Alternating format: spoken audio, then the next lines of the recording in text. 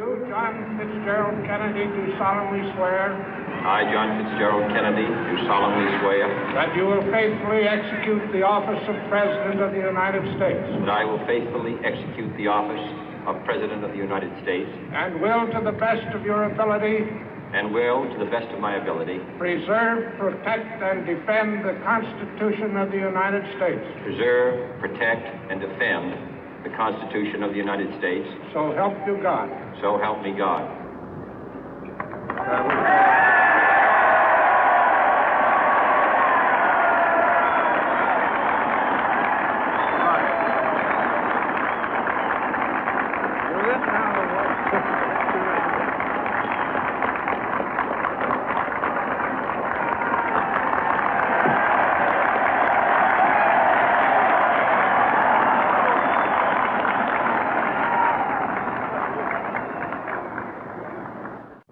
Vice President Johnson, Mr. Speaker, Mr. Chief Justice, President Eisenhower, Vice President Nixon, President Truman, Reverend clergy, fellow citizens.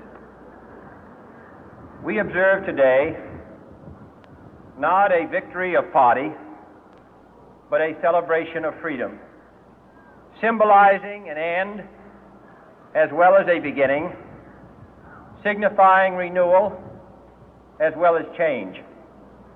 For I have sworn before you and Almighty God the same solemn oath our forebears prescribed nearly a century and 3/4 ago. The world is very different now, for man holds in his mortal hands the power to abolish all forms of human poverty and all forms of human life. And yet the same revolutionary beliefs for which our forebears fought are still at issue around the globe. The belief that the rights of man come not from the generosity of the state, but from the hand of God. We dare not forget today that we are the heirs of that first revolution. Let the word go forth from this time and place to friend and foe alike that the torch has been passed to a new generation of Americans born in this century, tempered by war, disciplined by a hard and bitter peace, proud of our ancient heritage, and unwilling to witness or permit the slow undoing of those human rights to which this nation has always been committed and to which we are committed today at home and around the world.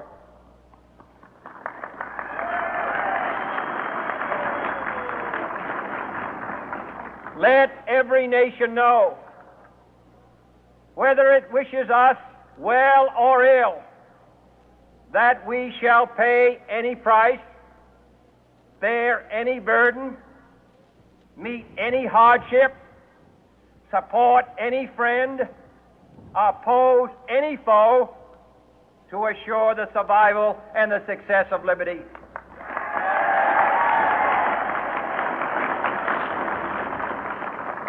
This much we pledge and more.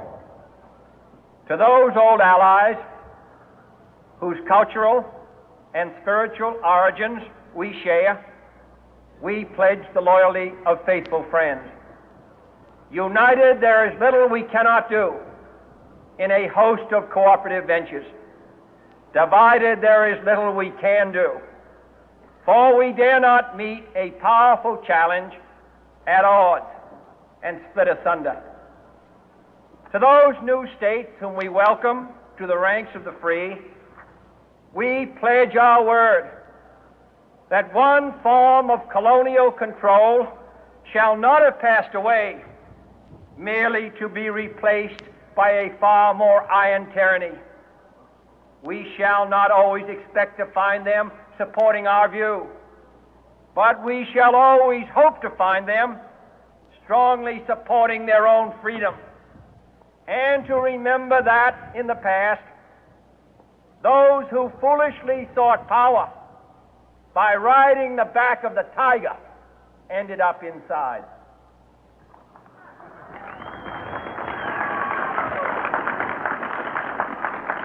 To those people in the huts and villages of half the globe struggling to break the bonds of mass misery, we pledge our best efforts to help them help themselves for whatever period is required, not because the communists may be doing it, not because we seek their votes, but because it is right.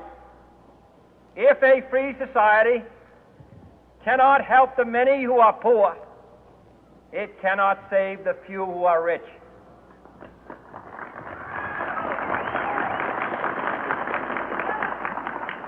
To our sister republics south of our border, we offer a special pledge to convert our good words into good deeds, in a new alliance for progress, to assist free men and free governments in casting off the chains of poverty. But this peaceful revolution of hope cannot become the prey of hostile powers. Let all our neighbors know that we shall join with them to oppose aggression or subversion anywhere in the Americas. And let every other power know that this hemisphere intends to remain the master of its own house.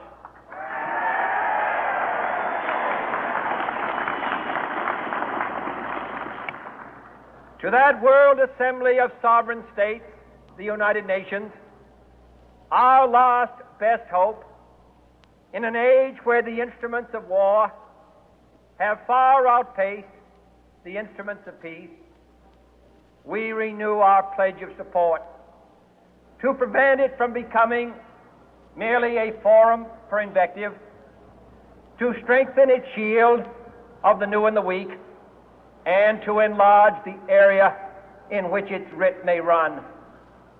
Finally, to those nations who would make themselves our adversary, we offer not a pledge, but a request that both sides begin anew the quest for peace. Before the dark powers of destruction, unleashed by science, engulf all humanity in planned or accidental self-destruction, we dare not tempt them with weakness, for only when our arms are sufficient beyond doubt can we be certain beyond doubt that they will never be employed.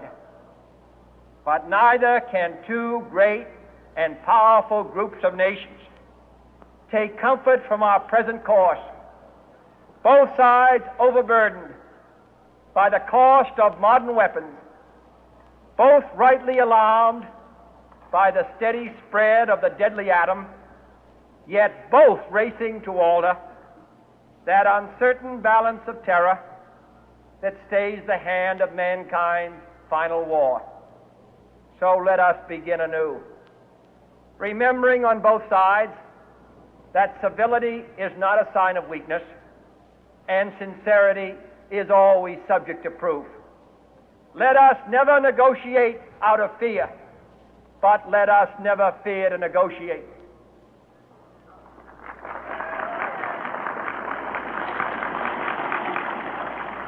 Let both sides explore what problems unite us, instead of belaboring those problems which divide us. Let both sides, for the first time, formulate serious and precise proposals for the inspection and control of arms, and bring the absolute power to destroy other nations under the absolute control of all nations.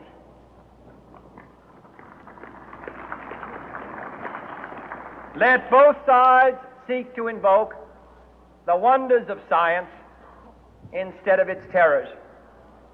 Together, let us explore the stars, conquer the deserts, eradicate disease, tap the ocean depths, and encourage the arts and commerce. Let both sides unite to heed in all corners of the earth the command of Isaiah to undo the heavy burden and let the oppressed go free. And if a beachhead of cooperation may push back the jungle of suspicion, let both sides join in creating a new endeavor, not a new balance of power, but a new world of law, where the strong are just and the weak secure and the peace preserved. All this will not be finished in the first 100 days, nor will it be finished in the first 1,000 days, nor in the life of this administration, nor even perhaps in our lifetime on this planet. But let us begin.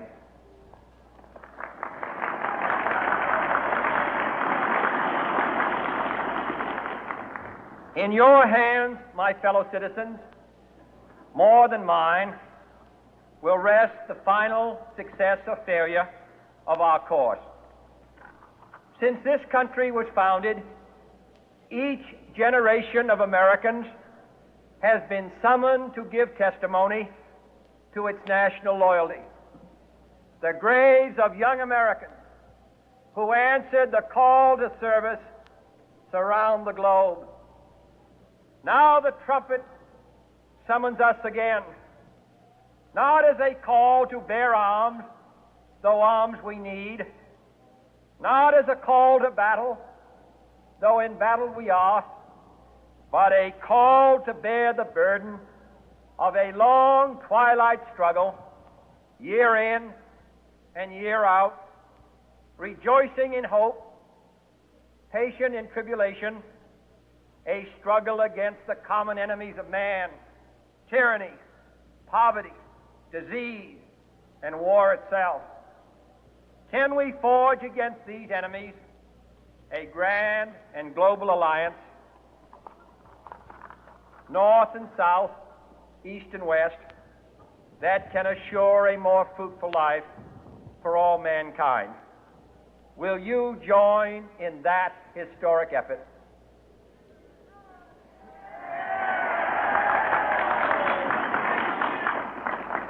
In the long history of the world, only a few generations have been granted the role of defending freedom in its hour of maximum danger. I do not shrink from this responsibility. I welcome it.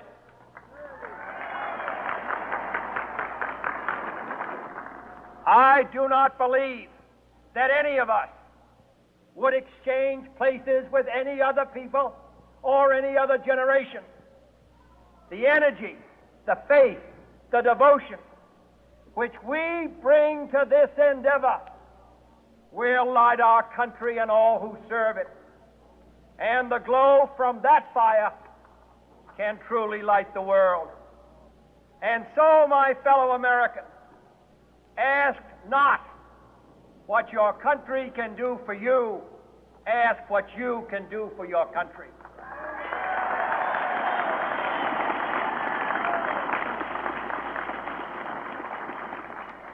My fellow citizens of the world, ask not what America will do for you, but what together we can do for the freedom of man.